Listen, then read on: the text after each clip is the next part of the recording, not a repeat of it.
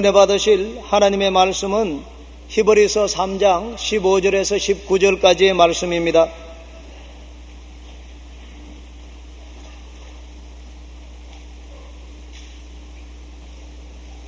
히브리서 3장 15절에서 19절까지의 말씀을 다 같이 합독하시겠습니다.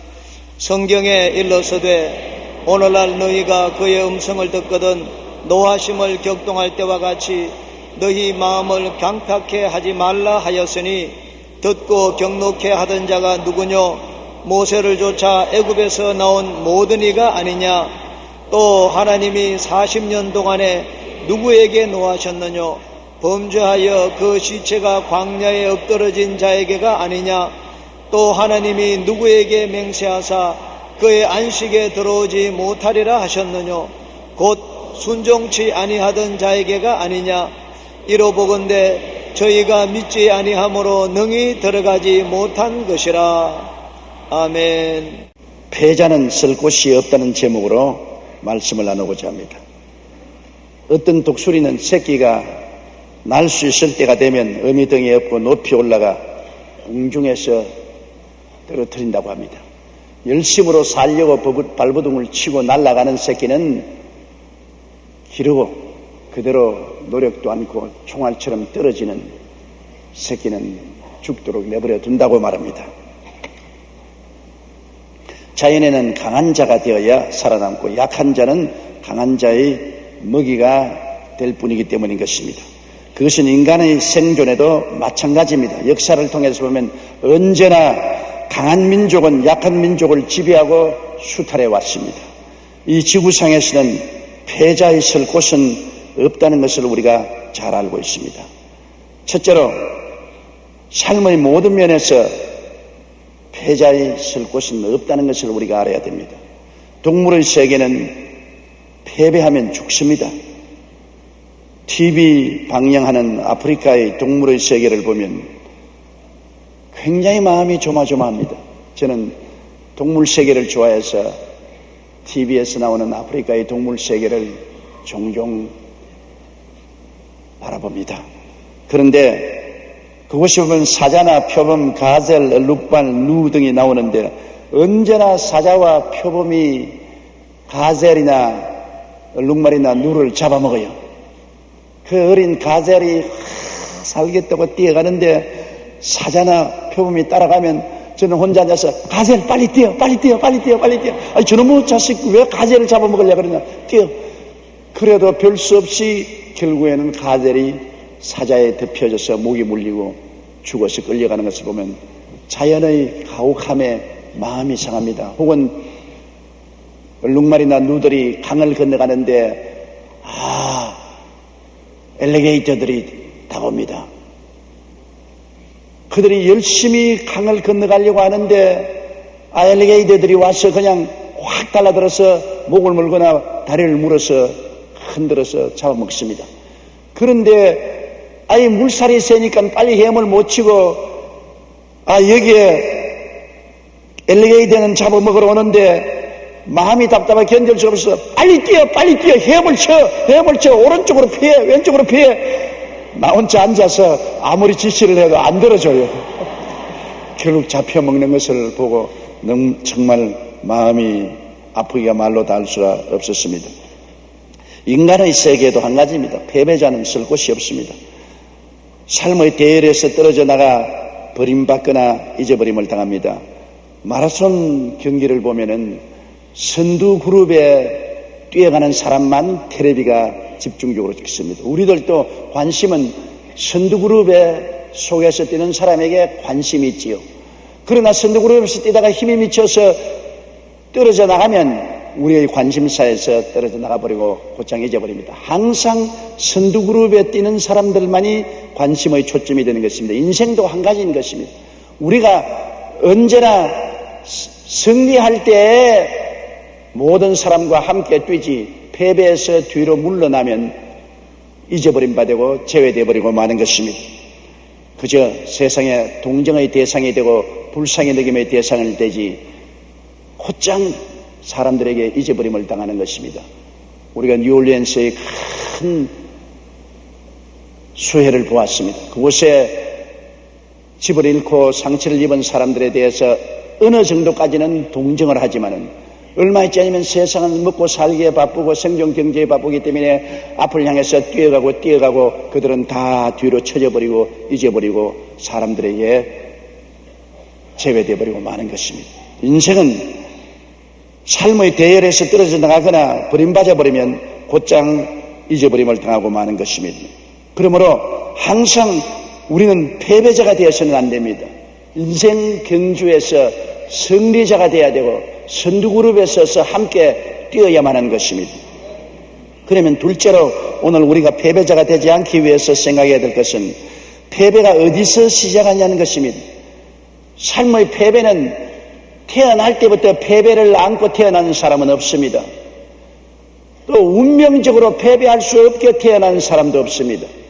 삶의 패배는 마음에서부터 시작하는 것입니다. 생활 환경이나 운명 때문에 패배하는 것은 아닙니다. 패배는 마음에서부터 출발합니다. 이스라엘 백성이 광야 끝 가데스 바네아에 와서 12정당꾼을 가나안 땅에 보내었던 사건을 여러분 잘 알고 있습니다. 40주 40야를 12명이 정탐하고 와서 10명은 굉장히 부정적인 보고를 했습니다. 그 보고를 들은 모든 이스라엘 백성들은 땅을 치고 통곡을 하고 장관을 세워서 애굽으로 돌아가자고 하나님과 모세를 대항했습니다. 그러자 하나님은 진노하셔서 10사람을 그 자리에서 죽이시고 부정적인 사람 모든 이스라엘 백성을 광야로 회진시켜 40년 동안 광야에서 방황하면서 다 죽게 만들었습니다. 오직 긍정적인 요수아와 갈렙만 그 후손을 데리고 적과 꿀이 땅으로 들어갔던 것입니다.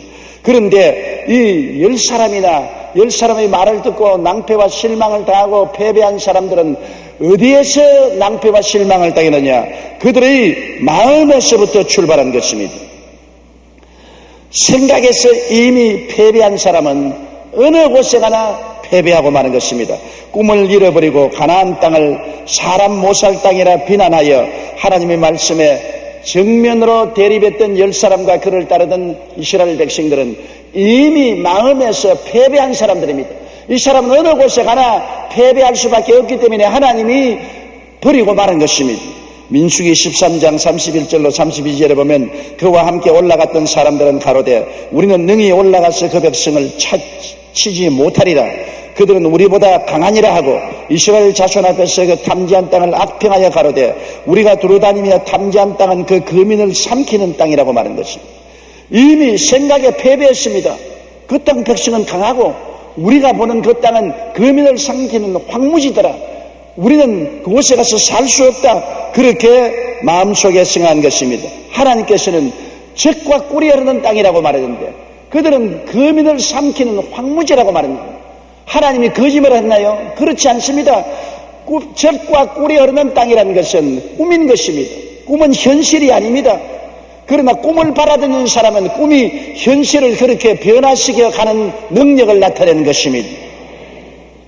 믿음은 바라는 것들의 실상이요 보지 못하는 것들의 증거라고 말한 것입니다. 그러므로 우리가 꿈을 현실과 착각을 하면 안 됩니다. 현실이 아무리 험하게도 꿈이 있으면 꿈이 현실을 변화시키는 것입니다. 하나님이 젖과 꿀이 흐른다는 것이면 반드시 젖과 꿀이 흐르게 현실이 변화되어 갈 수 있는 것입니다. 그런데 그들은 생각에서 이미 부정적이 되었기 때문에 패배는 생각에서부터 출발합니다. 마음 생각 속에 못한다, 안 된다, 할 수 없다, 나는 실패자라고 생각하면 그 사람은 결단코 실패하고 마는 것입니다. 지킬 만한 것보다 내 마음을 지켜라. 생명의 근원이 이에서 난다고 말했는데 마음에서부터 실패의 썬물이 넘쳐나는데 승리할 도리는 결코 없는 것입니다. 생각이 부정적이면 패배는 기정사실입니다. 두말할 것 없어요. 사람의 말을 가만히 들어보고 이미 그 생각이 패배자의 생각이 있으면 그 사람은 절대로 실패하고 마는 것입니다. 시편 106편 24절로 26절에 저희가 낙토를 멸시하여 그 말씀을 믿지 아니하고 저희 장막에서 원망하며 야훼의 말씀을 청종치 아니하였도다. 이러므로 저가 맹세하시기를 저희로 광야에서 엎어지게 하시고라고 말한 것입니다.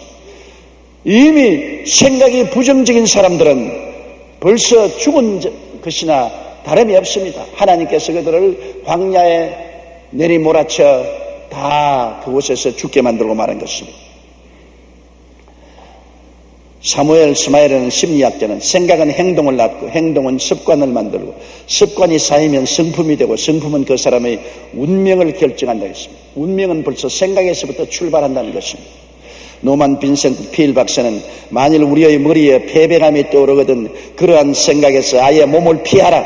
패배를 생각하면 실제에 있어서도 패배당하기 때문에 오히려 패배는 있을 수 없다는 태도를 취해야만 한다고 말한 것입니다.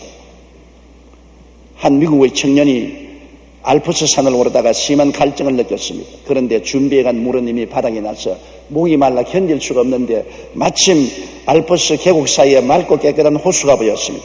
그는 당장 내려가서 단숨에 물을 벌컥 들이키었습니다. 그래서 매우 물이 시원했고 갈증도 완전히 해소되었습니다. 돌아서는데 호수 앞에 경고판이 하나 띄었는데 거기에 보니까 포이즌이라는 말이 있거든요. 포이즌이란 영어로는 독이란 말인 것입니다. 깜짝 놀랐습니다. 자기가 물을 마시고 돌아섰는데 그 호수 앞에 서 있는 간판은 포이즌이라고 써 있습니다. 야, 내가 독을 마셨구나. 그러자 갑자기 구토가 나오고 배가 쥐어 털고 머리가 띵하고 열이 나고 어질거려서 몸을 가눌 수가 없었습니다. 창백해진 얼굴로 그는 빨리 동리로 내려가서 병원을 찾아가서 의사에게 내가 독이 있는 물을 마셨으니 이제 죽게 되었다고 살려달라고 그랬습니다. 의사가 독이 있는 물이 어디 있냐? 바로 이 산 언덕에 호수의 물인데 그게 간판에 독이 있는 물이라고 포이즌이라고 써있더니 의사가 뼈를 안고 있었습니다. 당신은 미국 사람이니까 불란스 말을 모릅니다. 여기 불란스 말로 포이즌은 보아종이라고 있는데 그것은 물고기란 말입니다. 물고기 잡지 마라 써놓은 것을 똑같은 단어인데 영어로는 포이즌이라고 읽고 불란스어는 보아종이라고 있는데 영어는 독이란 말이고 불란스 말은 물고기란 말입니다. 그곳에 불란스 여행객들이 와서 하도 물고기를 잡으니까 물고기 잡지 말라고 써는 간판입니다. 당신 독을 마신 것이 아닙니다. 그러니까 그 길로 얼굴이 정상으로 돌아오더니만 배가 아프니까 아프지 않다고 건강해지고 까딱없었습니다. 생각으로 죽었다가 생각으로 살아난 것입니다.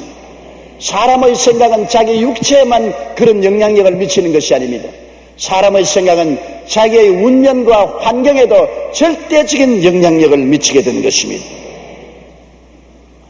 그러므로 어떤 일을 하든 우리의 생각이 부정적이면 그 생각대로 패배는 기정사실이 되고 마는 것입니다.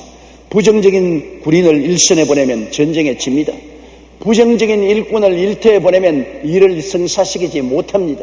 할 수 없다는 사람이 어떻게 해내요? 자화상에서 이미 패배한 사람은 이 세상에서 승리할 수 없습니다. 이스라엘 백성은 그들의 마음의 자화상에서 이미 가나안에 들어가기 전에 패배자의 자화상을 가지고 있었습니다. 가나안 땅의 대장부에 비해 자기들은 메뚜기라고 말했었습니다. 말을 해도 보통이지 어떻게 가나안의 대장부에 비교하니까 자기들은 메뚜기들이라고 말합니다. 메뚜기가 들어가서 뭘 합니까? 벌써 패배한 것입니다. 민수기 13장 32절로 33절에 거기서 본 모든 백성은 신장이 장대한 자들이며 거기서 또 네피림의 후손 아낙자손 대장부들을 보았거니 우리는 스스로 보기에도 메뚜기 같으니 그들의 보기에도 그와 같을 것이라. 메뚜기 자화상을 가졌습니다. 여러분도 여러분 자신이 메뚜기라고 생각하면 아무것도 못해요. 메뚜기가 뭘 합니까? 깡충깡충 뛰다가 밟혀 죽을 수밖에 없죠. 메뚜기 자화상. 그런데 오늘날 너무나 많은 사람들이 자기들을 메뚜기 자화상을 가지고 있습니다. 이스라엘 백성은 한 가지입니다. 아예 싸워보기도 전에 나는 패배자라는 자화상을 가지고 있습니다. 나는 못한다, 안 된다, 할 수 없다, 돈이 없다, 능력이 없다, 실력이 없다, 학력이 없다. 나는 실패자라는 메뚜기 자화상을 가지고 있기 때문에 패배는 기정사실이 되어버리고 마는 것입니다. 세상에서 부정적인 자화상을 가지고 살아가는 사람들이 의외로 많습니다. 미국의 성형외과 의사이면서 심리학자인 맥스웰 말츠 박사의 말에 따르면 미국 인구 전체의 95%에 달하는 사람들이 열등감을 느끼고 살고 있다는 것입니다. 자기는 못하다, 못났다는 열등의식, 메뚜기상을 가지고 있습니다. 미국 가정상담사역의 권위자인 제임스 dobson은 건강하고 남편과 아이들이 있고 경제적으로 안정되어 있는 가정주부들만을 대상으로 설문조사를 했습니다. 그런데 놀랍게도 그들의 가장 큰 고민이 낮은 자존감, 즉 패배적인 자화상을 가지고 있다는 것입니다. 불신자의 경우에는 80%가, 신자 중에서는 50%의 사람들이 자기는 패배자라는 자화상을 가지고 있기 때문에 자존심을 잃어버리고 불행하고 즐거움이 없는 삶을 살고 있다는 것입니다. 데이빗 시멘스라는 학자는 사탄이 인간을 무력화시키는 가장 좋은 무기는 열등감이라고 말했습니다. 나는 못하다, 못났다, 능력이 없다, 열등한 자화상을 가진 사람은 패배하기 때문에 마귀는 항상 사람들의 마음속에 열등한 자화상을 넣어주기를 원하는 것입니다. 패배적인 자화상으로 인해 생기는 열등감은 자신을 파괴하고 삶을 실패로 이끄는 원동력이 되는 것입니다. 그렇기 때문에 사탄은 언제나 패배의식을 갖다주기 위해서 패배하는 자화상을 갖다주는 것입니다.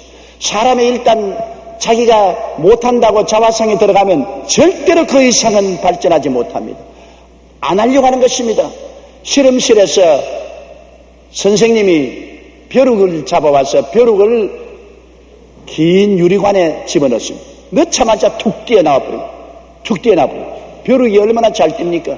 시험관 속에 벼룩을 넣어놓을 수가 없어요. 넣어놓으면 엄청나게 잘 뛰는 높이뛰기 선수인 벼룩이 뛰어서 나가버린 것입니다. 아마 벼룩 못 본 사람도 있죠. 요사이 세대는 벼룩을 구경을 못했을 것입니다.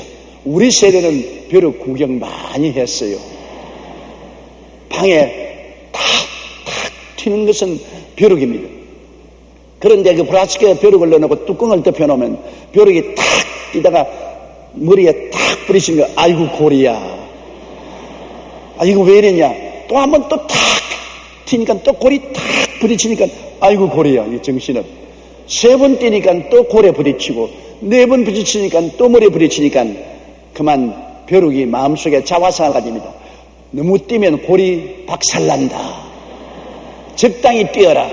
딱 마음에 그러한 자화상이 벼룩 속에 만들어지면 그 다음에 벼룩은 플라스틱의 뚜껑을 열어놓아도 절대로 안 뛰어나갑니다.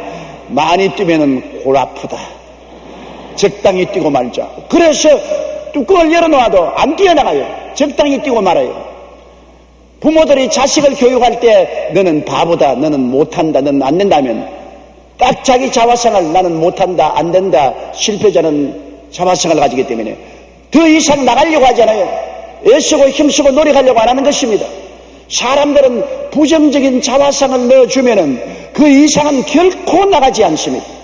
이스라엘 백성들은 자기들이 메뚜기라는 자화상을 가지고 있으니까 메뚜기가 어떻게 네피림의 후손 아낙자손 대장부를 대항해서 싸웁니까? 싸우려고 생각도 하지 않고 들어가려고 생각도 하지 않은 것입니다.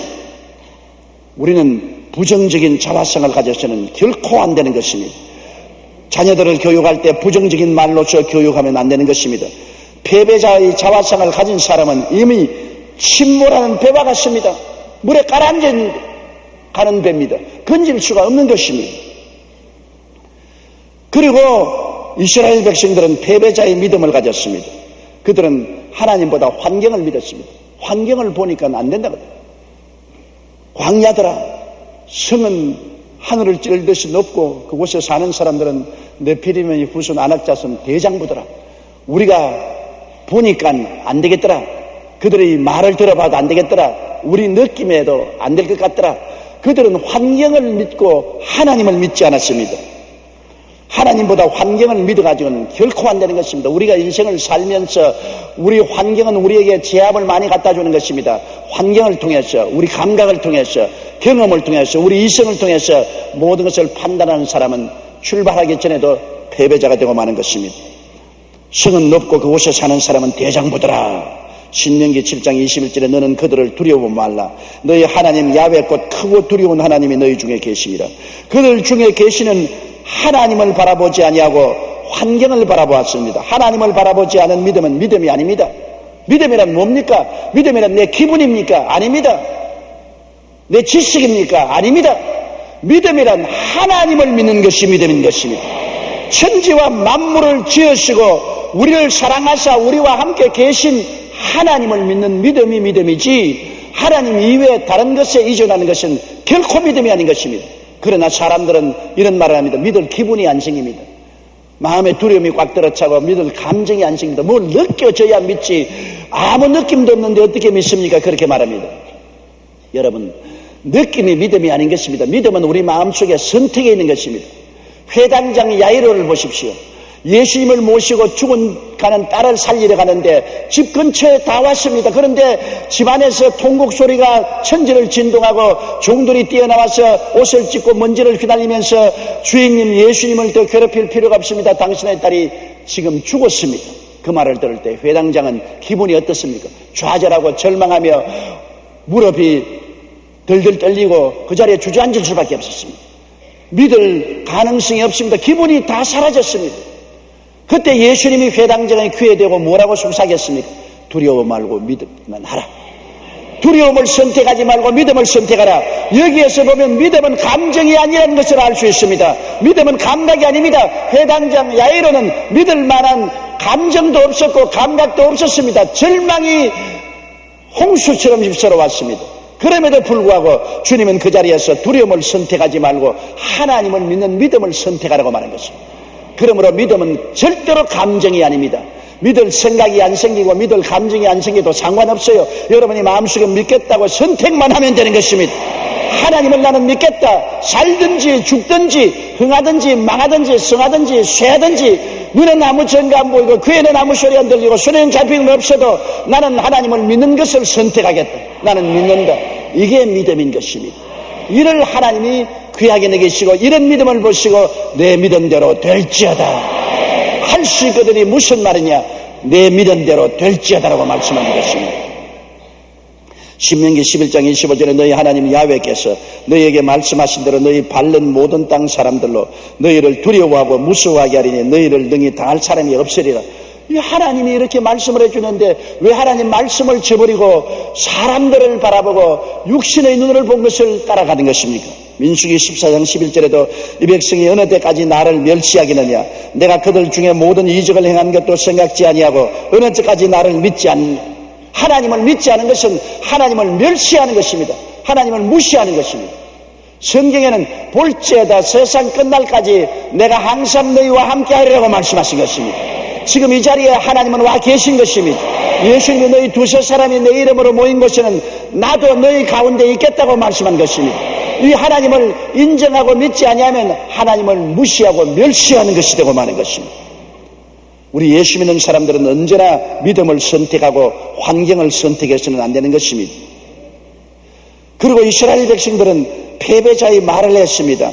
여러분, 말이 우리를 묶고 사로잡습니다. 내 입에 말로 내가 묶였으며 내 입에 말로 내가 사로잡힘을 받았다고 말하는 것입니다. 말이 하나님의 임재를 모셔오며 말이 하나님의 능력을 모셔오는 것입니다. 하나님 나를 보혈로 덮어주시옵소서. 그러면 입술에 말이 보혈로 나를 덮는 것입니다. 옛날에는 짐승을 잡아 피를 우슬초에 묻혀서 뿌렸지만은 오늘날은 우리 피를 짐승에서 뽑을 필요가 없습니다. 예수님이 십자가에서 영원히 피를 흘렸는데 그 피를 어떻게 우리가 우리 몸에 바르느냐? 말로서 바르는 것입니다. 예수님의 피로서 내 몸을 덮어주시옵소서. 그러면 그 말로서 예수님의 피를 덮는 것입니다. 예수님의 보혈로서 우리를 덮어주시옵소서. 우리의 말로서 예수님의 보혈로 덮는 것입니다. 말이 위대한 하나님의 능력을 우리에게 접촉시키는 것입니다. 죽고 사는 권세가 혀에 있으니 혀를 사용하려는 그로 말미암아 살리라고 말씀하고 있는 것입니다. 민수기 14장 1절로 3절에 보면 온 회중이 소리를 높여 부르짖으며 밤새도록 백성이 통곡하였더라. 이스라엘 자손이 다 모세와 아론을 원망하며 온 회중이 그들에게 이르되 우리가 애굽 땅에서 죽었거나 이 광야에서 죽었다면 좋았을 것을 어찌하여 야훼가 우리를 그 땅으로 인도하여 칼에 망하게 하려고 하는고 우리 처자가 사로잡히리니 애굽으로 돌아가는 것이 낫지 아니하랴. 정말 망할 소리 합니다. 얼마나 부정적인 말을 합니까? 파멸적인 말을 하는 것입니다. 이 말이 저들을 사로잡고 이 말이 저들을 붙잡은 것입니다. 죽고 사는 권세가 말에 있는데 말을 죽도록 하고 있는 것입니다. 패배의 말, 사망의 말, 좌절과 절망의 말을 하고 그곳에서 승리해 나올 수가 있겠습니까? 우리가 들어가지 못한다, 우리 처자가 포로로 잡힌다, 그런 말을 하는데 어떻게 그들이 승리할 수 있겠습니까? 말이 씨가 된다는 우리 속담이 있지 않습니까? 잠언서 6장 2절에 내 입의 말로 내가 얽혔으며 내 입의 말로 인하여 잡히게 되었다고 말했습니다. 잠언 17장 20절에 혀가 패역한 자는 재앙에 빠진다고 말한 것입니다. 재앙이 따로 있는 것이 아니라 혀로서 말을 잘못하여 재앙에 빠지게 되는 것입니다. 잠언서 18장 21절에 죽고 사는 것이 혀의 권세에 달렸나니 혀를 쓰기 좋아하는 자는 그 열매를 먹으려고 했습니다. 죽고 사는 권세가 혀에 어마어마한 하나님 말씀입니다. 죽고 싶으면 부정적인 말을 하십시오. 살고 싶으면 긍정적인 말을 하십시오. 실패하고 싶으면 못한다고 하십시오. 성공하고 싶으면 할 수 있다고 말하십시오. 성경이 말했습니다. 저 하늘이 무너지고 이 땅이 꺼져도 일정미력도 변치 않은 말씀이 죽고 사는 것이 혀의 권세에 달렸다고 말하고 있는 것입니다. 우리 한국인들이 너무나 죽겠다는 말을 많이 사용해서 얼마나 많은 사망의 사건이 우리 한국에 일어났습니까? 추워 죽겠다, 더워 죽겠다, 배불러 죽겠다, 배고파 죽겠다, 좋아 죽겠다, 슬퍼 죽겠다, 전부 죽겠다고 했으므로 얼마나 많은 사망의 역사가 다가옵니까? 또 못해먹겠다는 소리도 말하지 마냐. 보통 사람만 못해먹겠다고 하는 게 아니라 높은 사람도 못해먹겠다고 자꾸 말합니다. 그 큰일입니다, 여러분. 보통 일이 아닙니다. 왜? 입에서 나온 말이 씨가 되기 때문인 것입니다. 그것이 우리의 운명을 얽어매기 때문인 것입니다.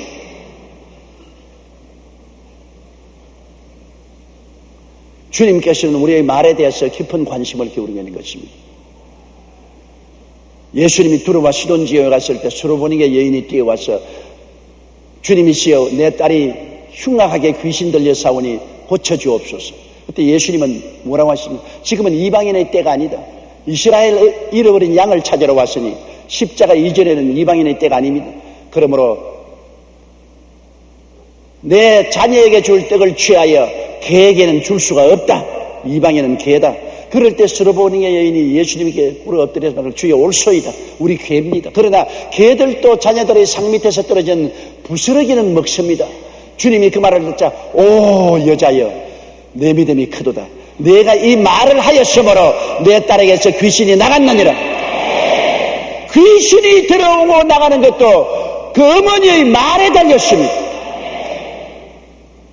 개들도 상 밑에 떨어지는 부스러기는 주워 먹는다는 그 말에 예수님이 감당하시고 내가 이 말을 했기 때문에 내 딸에게서 귀신이 나갔다고 말한 것입니다. 그러므로 말의 비중이 얼마나 크다는 것을 여기 예수님께서 보여주고 계신 것입니다. 그럼 셋째로 왜 우리는 패배할 수가 없습니까? 베드로전서 2장 9절에 오직 너희는 택하신 족속이요 왕같은 제사장이요 거룩한 나라요 그의 소유된 백성이라고 했는데 이 말 한마디만 우리가 깊이 묵상해 봐도 우리는 결코 마음속에 패배하는 생각, 패배하는 꿈, 패배하는 믿음, 패배하는 말을 할 수가 없습니다. 패배는 마음에서부터 출발하는 것입니다. 패배가 조상 때부터 시작하는 것도 아닙니다. 가정에서 시작하는 것도 아닙니다. 환경에서 시작하는 것도 아닙니다. 패배는 마음에서 시작하는 것이기 때문에 패배를 중지시킬 수 있고 고칠 수가 있고 패배를 성공으로 변화시킬 수 있는 것은 우리 마음의 생각을 바꾸고 꿈을 바꾸고 믿음을 바꾸고 말을 바꾸면 운명을 바꿀 수가 있기 때문인 것입니다. 성경에는 우리 운명을 바꿀 수 있는 이 약속의 말씀이 주어져 있습니다. 하나님의 택하신 족속이라는 말은 하나님이 기뻐하시고 좋아하시며 사랑하시는 대상을 말하는 것입니다. 하나님은 우리를 택하시다는 것은 하나님은 우리를 어마어마하게 기뻐하시고 좋아하시고 사랑하셔서 하나님 것으로 택했다는 것입니다. 에베소 1장 4절 5절에 곧 창세전에 그리스도 안에서 우리를 택하사 우리로 사랑 안에서 그 앞에 거룩하고 흠이 없게 하시려고 그 기쁘신 뜻대로 우리를 예정하사 예수 그리스도로 말미암아 자기의 아들들이 되게 하셨다고 말한 것입니다. 여기에 보십시오. 우리를 사랑 안에서 기쁘신 뜻대로 그리스도로 말미암아 아들들이 되게 택한, 사랑하고 기뻐하시기 때문에 택하지 미워하고 안 좋아하는 사람을 택할 리가 없습니다. 그러므로 우리 마음속에는 하나님이 함께 계신다는 확신을 가질 수 있는 것은 하나님이 엄청나게 사랑하시고 좋아하시고 우리를 기뻐하시기 때문에 우리와 같이 계신 것입니다. 그런데 왜 우리가 패배의식을 가져야 되겠습니까? 하나님이 같이 계신데 왜 두려워하고 무서워 떨 리가 있겠습니까? 성경에는 왕같은 제사장이라고 말했습니다. 왕은 다스리지 않습니다. 성경은 우리를 그리스도와 함께 왕노로 타도록 만들었다고 말한 것입니다. 종노로 타도록 만들었다고 말하지 않았었습니다. 얼마나 하나님이 우리의 지위를 높여주었습니까? 창세기 1장 26절에도 하나님이 가라사대 우리의 형상을 따라 우리의 모양대로 우리가 사람을 만들고 모든 것을 다스리게 하자. 아담과 하와도 다스리는 자로 만들었지 종으로 만들지 않았지 않습니까? 오늘날 예수 믿고 구원받은 사람들은 그리스도와 함께 왕노로 타게 시험을 받은 것입니다. 죄를 다스리고 환경을 다스리고 질병을 다스리고 저주와 가난을 다스리고 죽음조차 극복하고 나갈 수 있게 만들어 주신 것입니다. 누가복음 10장 19절에 내가 너희에게 뱀과 전갈을 밟으며 원수의 모든 능력을 제할 권세를 주었다고 말씀하시니 다스리는 능력을 가지고 있는 것입니다. 나같이 못난 사람을 하나님이 어떻게 그렇게 만들겠습니까? 하나님의 손에 얹혀지면 하나님은 여러분을 왕같은 사람으로 빚어내는 것입니다. 여러분이 스스로 왕이 되는 것이 아닙니다. 하나님이 그리스도 안에서 여러분을 왕으로 빚어내 주신 것입니다. 이탈리아의 유명한 조각가였던 미켈란젤로가 하루는 대리석 조각이 버려진 것을 발견했습니다. 그 하인에게 이 대리석을 내 조각실에 갖다 놓아라. 그 속에 갇혀있는 천사를 내가 풀어주겠다. 그리고 그 대리석으로 아름다운 천사를 찍어내셨습니다. 버려진 대리석을 미켈란젤로의 손에 얹혀지니까 아름다운 천사의 형상으로 조각되어 나온 것입니다. 또 한 번은 선배가 버린 대리석을 가지고 작품을 만들었는데 그것이 바로 저 유명한 다윗상인 것입니다. 대가의 손에 들어가 금이 가고 결이 그칠다는 이유로 오랫동안 버려졌던 돌이 아름다운 조각으로 변화될 수 있는 것입니다. 대가 중에 대가요, 위대한 조각가 중에 조각가인 우리 주 예수 그리스도의 손에 여러분이 얹혀지면은 주님이 어떠한 사람도 아름다운 승리하는 왕으로 만들어내놓고 마는 것입니다. 그러므로 주님이 우리 보고 예수 그리스도 안에서 너는 왕이라고 말한 것, 다스리는 자로 만들어놨는데 왜 패배자가 됩니까? 이것을 마음에 받아들여서 나는 운명과 환경을 예수님과 더불어 왕노로 한다고 다스린다고 받아들이게 되시기를 주의 이름으로 축원합니다. 그리고 제사장은 하나님을 섬기며 하나님이 기업이 되시는 분이 제사장이요 축복꾼이 있습니다. 보통 사람은 보통 사람이지만 제사장은 특별히 하나님과 가깝고 하나님을 섬기는 사람인데 우리 예수 믿는 사람을 다 제사장으로 만들었습니다. 구약에 보면 제사장에게는 기업을 주지 않았습니다. 이스라엘 백성들에게는 땅을 나누어 주었는데 하나님이 제사장에게는 땅을 안 주었습니다. 왜? 내가 기업이라고 말하셨습니다. 하나님이 기업이라는 것입니다. 우리를 왕같은 제사장으로 삼았을 때 하나님과 특별히 가까이 계셔서 하나님을 섬기고 하나님이 내가 너희 기업이 되겠다. 너희 무엇을 먹을까 입을까 마실까 어떻게 살까를 내가 책임져 주겠다. 내가 너희 기업이 되겠다는 것입니다. 이스라엘 백성 중에 제사장은 기업이 없습니다. 하나님이 기업이 되셔서 하나님이 직접 먹고 입고 마시고 사는 것을 돌봐 주신 것입니다. 그리고 제사장은 백성들을 축복하는 축복권이 있어서 복을 빌면 복이 내렸던 것입니다. 이러한 제사장으로 우리를 삼아 주신 것입니다. 신명기 18장 5절에 내 하나님 야훼께서 내 모든 지파 중에서 그를 택하여 내시고 그와 그의 자손으로 영원히 야훼의 이름으로 서서 섬기게 하였습니다. 이게 제사장의 선택된 지위인 것입니다. 민수기 6장 20절에 그들은 이같이 내 이름으로 이스라엘 백성에게 축복할지니 내가 그들에게 복을 주리라. 제사장이 축복하면 복이 되는 것입니다. 여러분 가족을 위해서 축복하면 가족이 복을 내리고 이웃을 위해서 축복하면 이웃이 복을 내리고 나라와 민족을 위해서 축복하면 나라와 민족에 복이 내리는 것입니다. 왜냐하면 하나님이 여러분을 왕으로 제사장으로 삼았기 때문에 하나님과 특별히 가까운 사람들이요 하나님이 여러분의 기업이 되시고 축복권을 가진 사람들이 된 것입니다. 그리고 성경은 우리가 거룩한 나라가 되었다는 것입니다. 세상 나라 가운데 있는 하나님의 나라이요 하나님의 백성이요 하나님의 땅입니다. 하나님이 다스린 것입니다. 하나님의 나라니까 하나님이 왕이 되시고 주권자가 되시고 하나님이 지배하시고 다스리는 나라가 된 것입니다. 천국이 여기 있다 저기 있다 하지 마십시오. 여러분 한 사람 한 사람이 모두 다 미니 천국입니다. 옆에 있는 분들에게 당신은 미니 천국입니다 그렇게 말씀하십니다. 여러분이 하나님의 나라요 하나님의 백성이요 하나님이 여러분 가운데 성령으로 거하시고 여러분을 돌보시고 다스리는 것입니다. 요한계시록 1장 6절에 그 아버지 하나님을 위하여 우리를 나라와 제사장으로 삼으신 그에게 영광과 능력이 세시도록 있을지어다 그렇게 말씀한 것입니다. 성경 출애굽기 19장 5절로 6절에 보면 너희가 내 말을 잘 듣고 내 언약을 지키면 열국 중에서 내 소유가 되겠고 너희가 내게 대하여 제사장 나라가 되며 거룩한 백성이 되리라고 말씀한 것입니다. 그리고 성경은 하나님께서 우리를 특별히 그의 소유된 백성이라 말한 것입니다. 자기의 소유물을 돌보고 관심을 가지고 지키지 않습니까? 여러분 소유물을 얼마나 돌보지 않아요? 집도 내 집은 내가 돌보고 수선하고 깨끗하게 만들지 않아요. 내 논밭을 관심을 가지고 지키지 않아요. 하나님의 소유물은 여러분이 바로 하나님의 소유물인 것입니다. 이사야 43장 1절에 너는 두려워 말라 내가 너를 구속하였고 내가 너를 지명하여 불렀나니 너는 내 것이라. 여러분을 보고 주님이 그리스도 안에서 너는 내 것이라 하나님의 것이라고 했으니 하나님의 소유물이니 얼마나 놀랍습니까? 누가 과연 하나님의 소유물을 빼앗을겠습니까? 예수께서 말씀하기를 너희를 내게 주시는 만유보다 크심에 나의 손에서 빼앗을 자가 없나니라고 말씀하신 것입니다. 시편 121편 7절에 야훼께서 너를 지켜 모든 환난을 면케하시며 또 내 영혼을 지키시라고 말씀한 것입니다. 하나님께서 저를 지키시며 악한 자가 만지도 못한다고 성경은 말씀하고 있는 것입니다.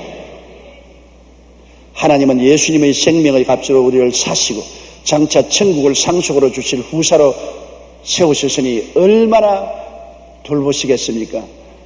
천국을 후사로 주시려고 하는 여러분이니 하나님이 이 땅에서 돌보지 않고 어떻게 천국을 후사로 주실 수 있겠습니까?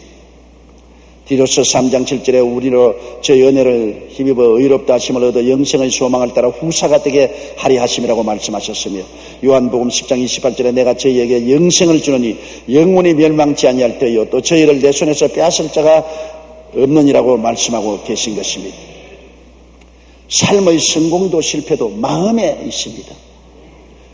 지킬 만한 것보다 내 마음을 지켜라 생명의 근원이 이에서 난다고 말한 것입니다. 마음에서 패배를 받아들인 사람은 쓸 곳을 잃어버리고 맙니다.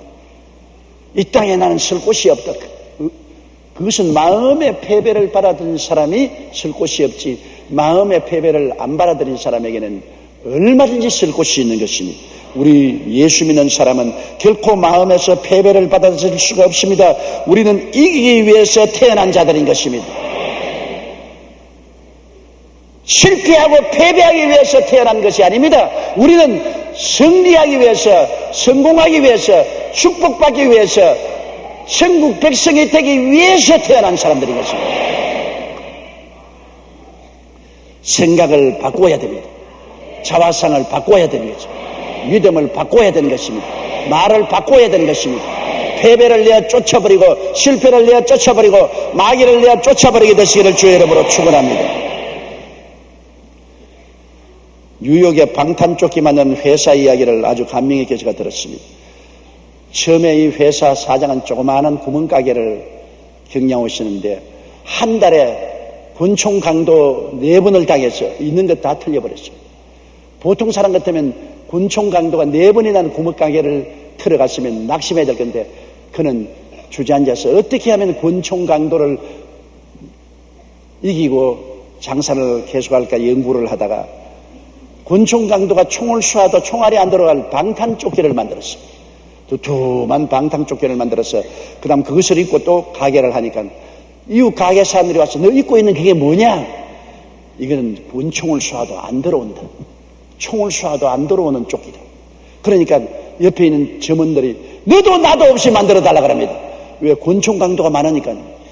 그래서 권총 강도를 막기 위한 방탄조끼를 만들다 보니까 소문이 나서 미국 전국에서 주문이 들어온, 애야 구멍가게 집어치워버리고 권총 강도를 막는 방탄조끼 회사를 만들었는데 얼마나 성공을 했더니 지금 세계에서 제일 가는 방탄조끼 회사가 되고 구멍가게 운영하는 것보다 훨씬 큰 부자가 된 것입니다. 좌절하고 절망하고 안 된다고 주저앉았으면 그는 구멍가게도 닫아버리고 거지가 되는지 모르겠지만은 낭패와 실망 때도 그것을 받아들이지 아니하고 오히려 그것을 기회로 삼아서 나갈 것을 궁리했기 때문에 화가 복이 되고 마는 것입니다. 전화위복이 된 것입니다. 우리의 인생의 모든 낭패와 실망은 주님께서 같이 계시면 전화위복이 됩니다. 하나님을 사랑하는 자, 곧 그 뜻대로 부르심을 입은 자들에게는 모든 것에 합력하여 선을 이루나니라. 놀라운 하나님의 말씀입니다. 요셉이 또 말했지 않습니까? 형들은 나에게 악을 행했었으나 하나님은 그를 선으로 바꾸셨다. 악을 선으로 바꾸는 하나님이 같이 계신데 우리 마음속에 우리가 부정적인 생각을 받아들여서는 안 될 것입니다. 그러므로 오늘 이후로 여러분의 성공도 실패도 마음에서 시작한다는 것을 알아야 되는 것입니다. 패배는 마음에서 성공하고 실패와 성공도 마음에서 출발하는 것이니 마음을 올바르게 교육시키고 바로 잡으면 여러분은 승리할 수 있는 것입니다. 하나님의 말씀을 통하여 생각을 바로 잡고 꿈을 바로 잡고 믿음을 바로 가지고 바른 승리의 긍정적인 말을 하기 시작하면 운명이 달라지는 것입니다. 로마서 8장 33절로 39절까지를 우리 다 함께 소리내어 읽어보십시다. 누가 능히 하나님의 택하신 자들을 송사하리요? 의롭다 하시는 하나님이시니 누가 정죄하리요? 죽으실 뿐 아니라 다시 살아나시는 그리스도 예수시니 그는 하나님 우편에 계신 자요 우리를 위하여 간구하시는 자시니라. 누가 우리를 그리스도의 사랑에서 끊으리요? 환난이나 공고나 핍박이나 기근이나 적신이나 위험이나 칼이랴. 기록된 바 우리가 종일 주를 위하여 죽임을 당게 되며 도찰할 양같이 여김을 받았나이다 함과 같으니라. 그러나 이 모든 일에 우리를 사랑하시는 이로 말미암아 우리가 넉넉히 이기느니라. 내가 확신하노니 사망이나 생명이나 천사들이나 번시아들이나 현재일이나 장래일이나 능력이나 높음이나 깊음이나 다른 아무 피조물이라도 우리를 우리 주 그리스도 예수 안에 있는 하나님의 사랑에서 끊을 수 없으리라. 할렐루야. 하나님께 우리 박수하시고, 그러므로 여러분은 사랑받기 위해 태어난 사람들이고 성공하기 위해서 태어난 사람들이고 축복받기 위해서 태어난 사람들입니다. 이 위대한 하나님의 은총을 만문을 활짝 열고 입을 넓게 열고 받아들이게 되시기를 주의 이름으로 축원합니다. 다 같이 고개 숙여 기도드리겠습니다. 사랑이 많으신 우리 아버지 하나님, 내 입을 넓게 열라 내가 채우리라고 하신 주님, 능력과 권세가 한이 없은 하나님께서 그 아들 예수님을 주시고 그 아들과 더불어 모든 것을 허락해 주셨사오니 이를 받아들여서 우리 생각이 긍정적이 되고 꿈이 긍정적이 되고 믿음이 긍정적이 되고 우리의 신앙 고백이 긍정적이 되어서 생명의 역사가 일어나게 하여 주시옵소서. 예수님 이름으로 기도드리옵나이다. 아멘.